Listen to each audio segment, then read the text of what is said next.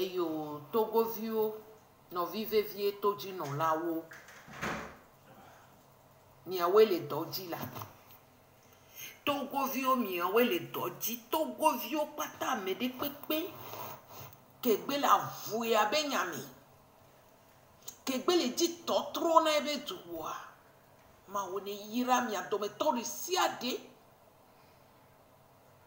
ame o gbale nu gome chan o le zanu dudu adi o le gbegble ji ona togo abe togo ane no nene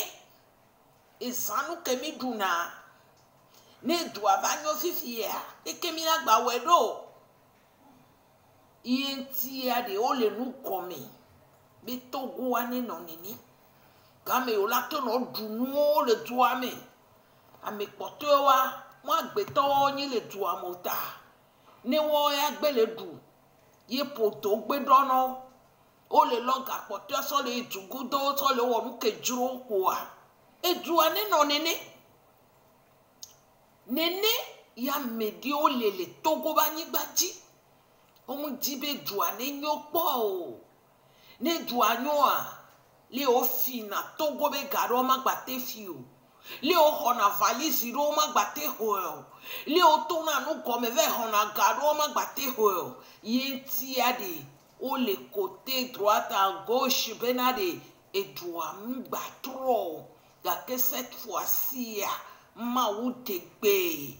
unke degbe la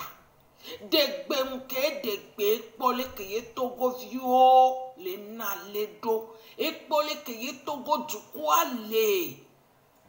ye be degbe e gombe ne sandua unke na les ando togo vio no viviti me edidi voa fifi tiers et unke le togo non vive vie toji no la adikangba somi be o le grobe journaliste do français be journaliste do le grobe o sai homa be fonya singbe do ji gaze me yo la ve sangi pe parler français on to le vona mi mia onana mi duna ya onya be mia we nana yo dune yo abe journaliste fianfio o le globe fonya singbe mele ni fonya singbe o gaze me o la ve no la gbo la no gbo won ma to nya de na mi lo yo vode wo we ni fruit ba mo le hihemi yo vo we ni fianfi be fianfi le hihemi mi munya be France obe gotevi kele gbime na wa mi be Africa be gaya ola hon po ola hon nwede be ejua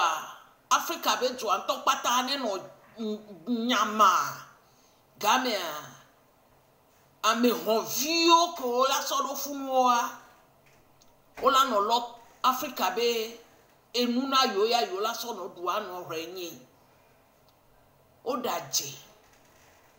fiko odwi soa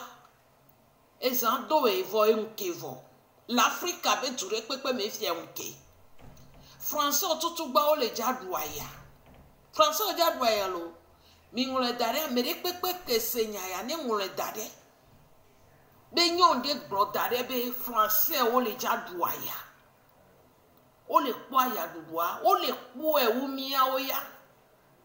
yenti o le honhon be ne no nini edua ne no nini ne yo ano lokesi no no amele funu nyi gbe fu fianfin ke mu se veve ne duke mebele o odo na hu be yo ya enu ya yo vo debe tuo me vovo vo anyem nya ne nkuvile wasi okpo na nu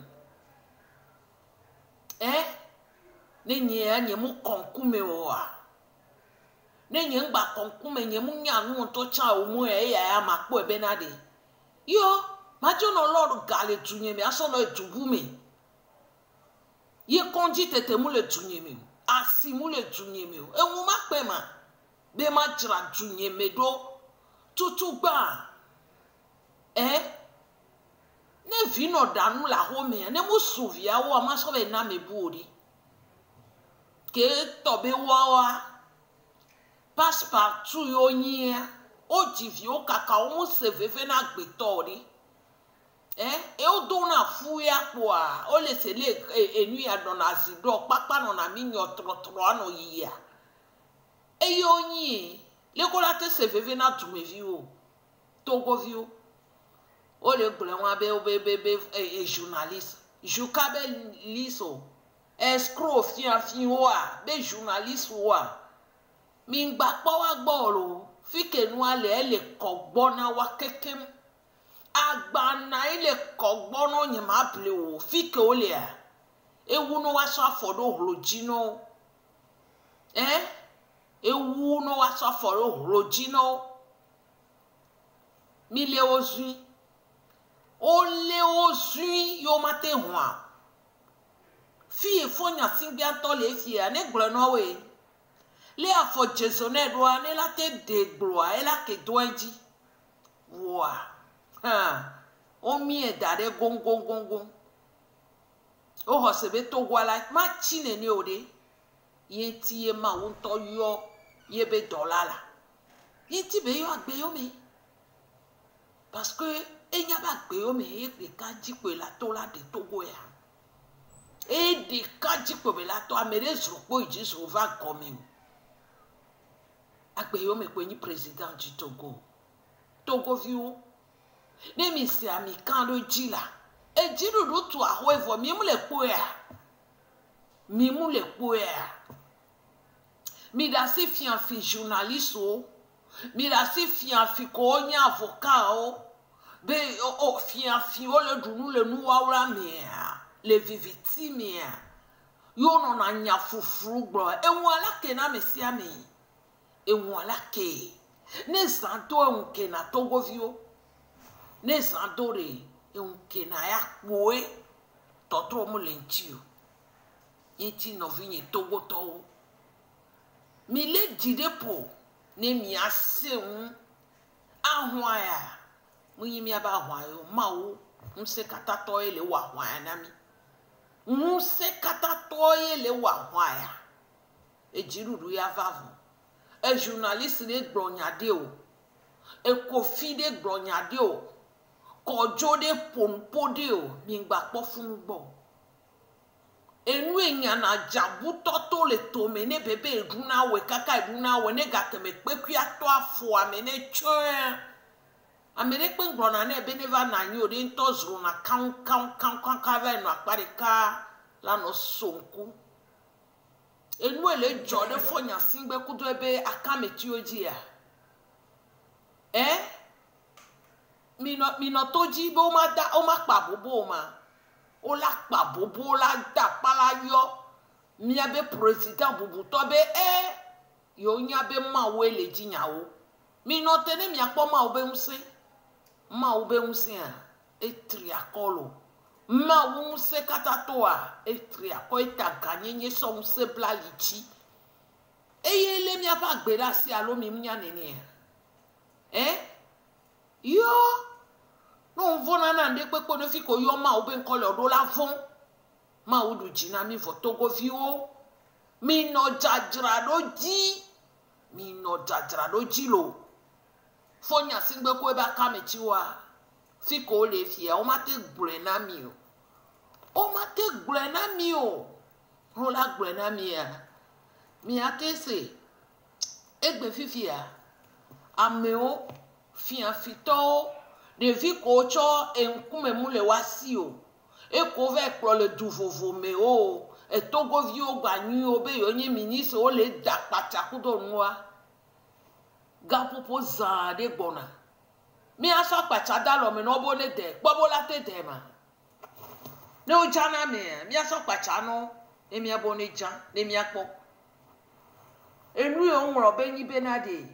Togo amule ja chine ni o pacha ko so da lo me no yo be yo ne ve ja mo de pacha won le ja ko lo wasi la so sota no o bu yan meta so la ke do de pacha o la ko le wan to si la so kon no wan to one nu eji lo Togo ya tɔtrɔ va xoe na mi gba vɔ togoviwo mi gba vɔ dziɖuɖu su miasi vɔ la dziɖuɖu su miasi enu edzro ame sia amea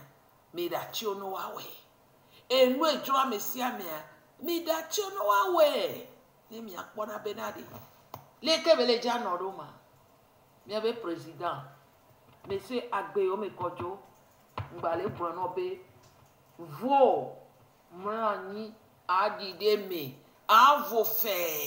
mawu le dɔdzi ele dzra ɖe kpekpe ɖo nɔ ɖe game sukpɔ ɖokpo azɔ kerekerekere ava na anyi si gbele ke no ahoe mobli wo le ye o la ava ɖo eme kpo ŋgba hiã be wòtɔ agba va ƒle efune tsa kudo nuwo wa nene mawu le wɔ dɔa ye wa mawu le dzra ɖe kpekpe ɖo ne gbe wɔ evɔ efi kpo ɖe ende kpekpe sɔgbe mu gba nyi be wòle ava ƒle fune tsa o la anyi kpo ava nɔ bɔbɔe ɖe atɔ dɔ wo dzi o monsieur Agbeyo me Gabriel kɔdzo mawu ne yra o togoviwo be mawu ne yra o kaka lo yo togoviwo avu ale te lo ezã de.